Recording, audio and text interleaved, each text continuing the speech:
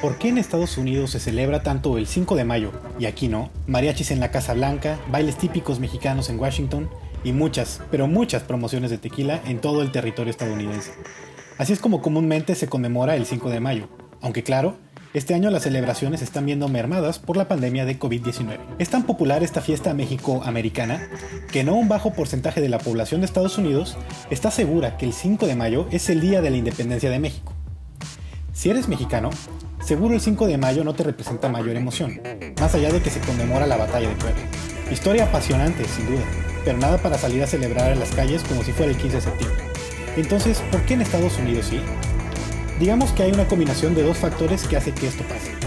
Primero que nada, hay que considerar lo que estaba pasando en Estados Unidos al momento de la batalla de Puebla, en mayo de 1862. Recordemos que en aquellos tiempos, Estados Unidos era un país que aún no tenía ni 100 años, y a pesar de eso, su peso en el mundo iba en incremento, algo que no era nada bien visto por las potencias europeas como Francia. Especialmente recelosa estaba ella, que seguía cargando la estela de poder de la era napoleónica. En aquellos tiempos no era poco común la intervención de potencias europeas en nuestro continente para refrendar su homogeneidad.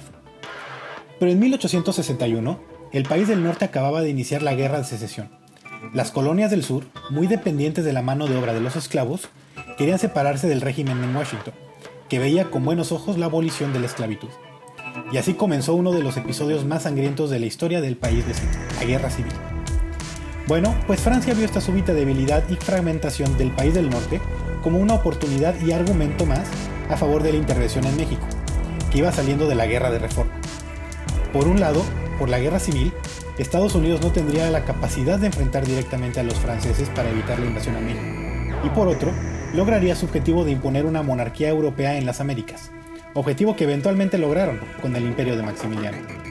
Abraham Lincoln ayudó a Juárez todo lo que pudo, enviando recursos y armas, incluso enfrentando el enorme reto de la guerra civil. Sin embargo, por supuesto que no era suficiente.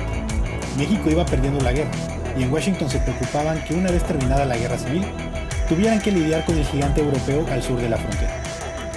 Sin embargo, en contra de todo pronóstico, aquel 5 de mayo el ejército mexicano comandado por Ignacio Zaragoza, y donde participó también el general en ascenso Porfirio Díaz, dio la sorpresa de haber vencido al ejército francés en Puebla, lo que dio a Washington un respiro, una fecha digna de recordar. Por supuesto, meses más tarde, el ejército francés regresó y tomó Puebla, por lo que el respiro no duró mucho. Muy linda historia, sin lugar a dudas, pero no explica el porqué de la emoción actual con el 5 de mayo. Y ahí es donde entra el segundo factor. Era el 5 de mayo, pero de 1867, 5 años después de la batalla de Puebla. El imperio de Maximiliano exhalaba sus últimos respiros en Querétaro, ciudad que estaba rodeada por el ejército de Mariano Escobedo. Faltaban 10 días para que un cañonazo lograra hacer que las fuerzas liberales penetraran el convento de la Cruz y tomaran preso al emperador y a sus generales Miguel Miramón y Tomás Villa. Pero muy lejos de ahí, en un pequeño poblado de Texas, un grupo de mexicano-tejanos decidió festejar el 5º aniversario de la batalla que había ganado su compatriota, Ignacio Zaragoza, quien era originario de ese mismo poblado. Recordemos que aún no había pasado tanto tiempo desde que Santana había vendido la mitad del territorio nacional, por lo que a pesar de haber nacido en Texas, Ignacio Zaragoza era de nacionalidad mexicana.